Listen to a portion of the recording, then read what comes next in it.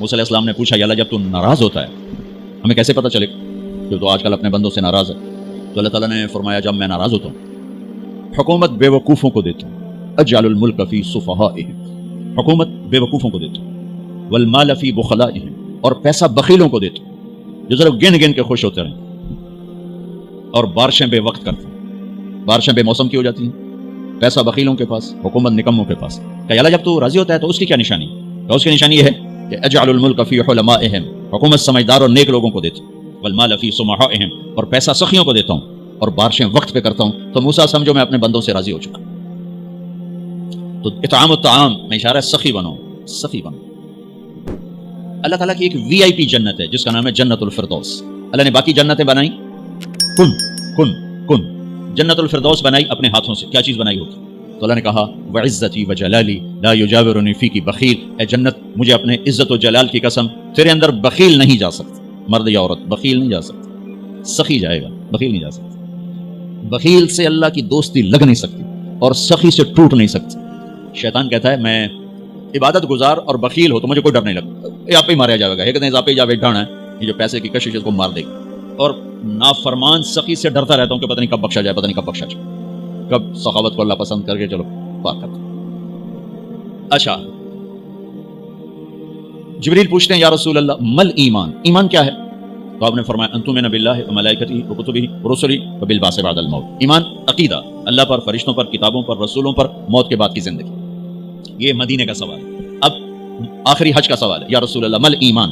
پہلے سوال کرنے والے جبریل ہیں اور یہ سوال کرنے والے عمرو بن عبس ہیں۔ یا رسول اللہ مل ایمان، ایمان کیا ہے؟ تو آپ نے کیا جواب دیا؟ الصبر والسماحہ، الصبر والسماحہ۔ اب چھت بتا رہے ہیں کہ ایمان یہ ہے صبر کر اور معاف کر، صبر کر اور معاف کر۔ میرے بھائی بہنوں، میرے رب کی قسم، جیسے یہ نا وجعلنا من الماء كل شيء حي افلا يؤمنون، اللہ نے ہر جاندار کا لازمی جز پانی بنایا۔ پانی نکال دو تو آدمی مر جاتا، ڈی ہائیڈریشن سے موت واقع ہو جاتی۔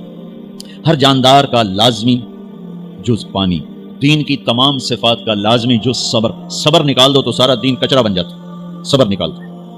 تو میرے نبی نے فرمایا ایمان کیا ہے؟ صبر کرو، معاف کرو۔ معاف وہی کرے گا جو صبر کرے گا، جسے صبر نہیں آتا اسے معاف کرنا بھی نہیں آتا۔ تو ایمان قیامت کے دن اعلان ہوگا صبر والے کھڑے ہو جاؤ، تھوڑی سی جماعت کھڑی ہوگی، بلکہ چلو جنت میں جاؤ، ان کو اللہ بغیر حساب کے جنت میں ڈال دے گا۔ جب آپ صبر کرتے ہیں تو ایک طاقت بنتا ہے، لوگوں کی منفی چیزوں کو آپ اپنے اندر سہتے ہیں، برداشت کرتے ہیں، صبر اس کو پروسیس کرتا ہے، پھر وہ طاقت بنا کے آپ کے اندر سے باہر پھینکتا ہے جو پہاڑوں میں سوراخ کر دیتی ہے اگر ہم صبر کرنا سیکھ اور معاف کرنا سیکھ۔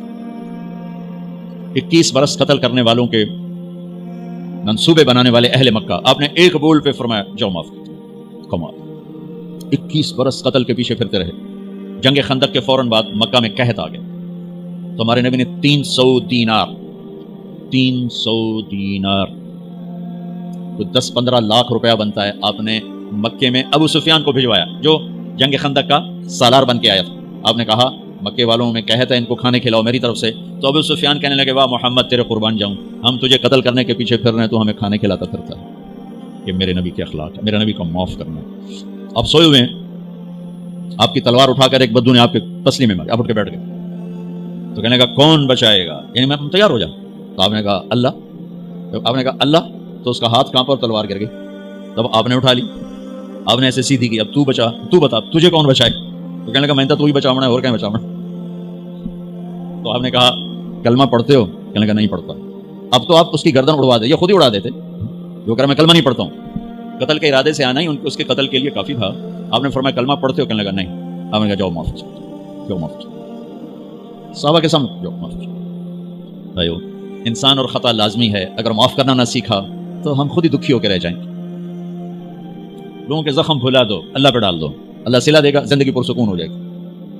دیکھو ہم اپنے یہ کرتے پر داغ نہیں لگنے دیتے، اپنے بس سے داغ، کھانا کھانے بیٹھو نیپکن، یہ دیکھو ابھی نیپکن پڑے ہوئے، رکھو اگو رکھو تھوڑے چولے تو کوئی سالہ نہ ڈھے پا، ٹھیک یہ تو پھر بھی دھل جائے گا، لیکن یہاں داغ لگا کبھی نفرت کا، کبھی غصے کا، کبھی انتقام کا، کبھی حسد کا، کبھی بغض کا، کبھی کینے کا۔